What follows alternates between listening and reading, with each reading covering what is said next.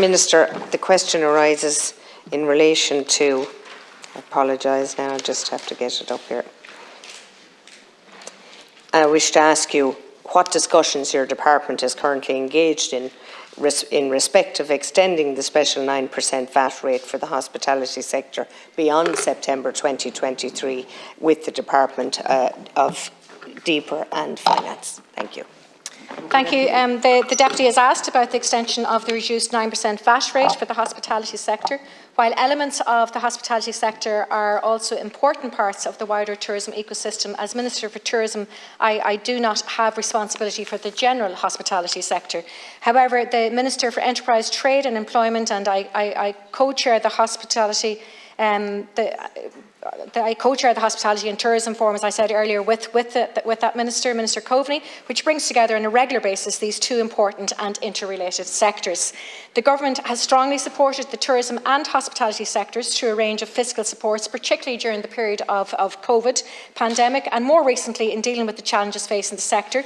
These supports, of course, included the retention of the lower VAT rate since November 2021, a rate which was most recently extended until the 1st of September 2023.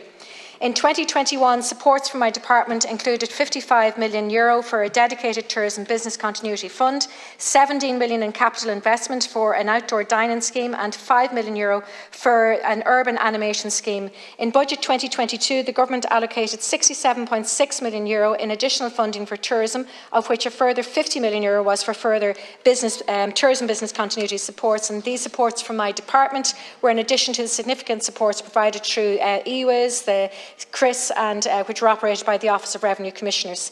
The Minister for Finance has responsibility for the VAT rates or other taxation measures, and in assessing any proposals in such matters, the balance between the cost of measures against their impact and the overall budgetary framework is a critical consideration.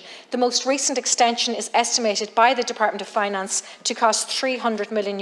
But notwithstanding this, the Government recognises both the challenging business environment within which key elements of the tourism and hospitality sectors are operating this year, and the role that such business play in driving employment and economic activity across Ireland, and that's why it was extended until 1st of September.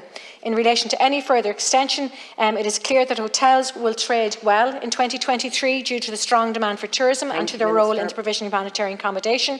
But I have asked my officials in Paulcharrange to do further work in relation to any possible mitigation measures that are needed for other tourism businesses.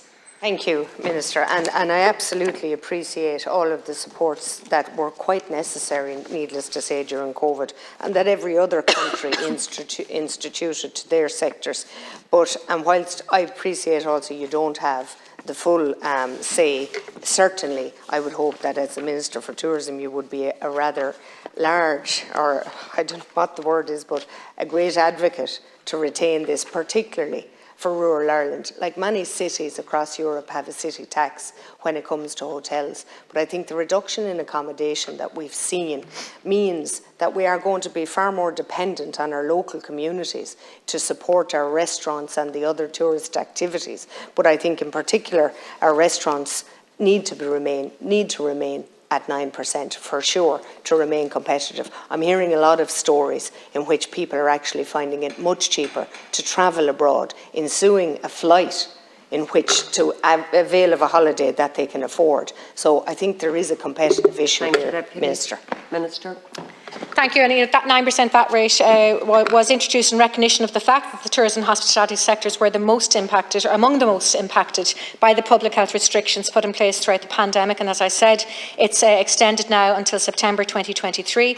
The Government has strongly supported the tourism and hospitality sector over the past few years and the current economic challenges through a range of fiscal supports that I outlined, including that decision to extend the lower 9% VAT rate until the 1st of September. I will continue to engage with my Government colleagues on what further supports may be required.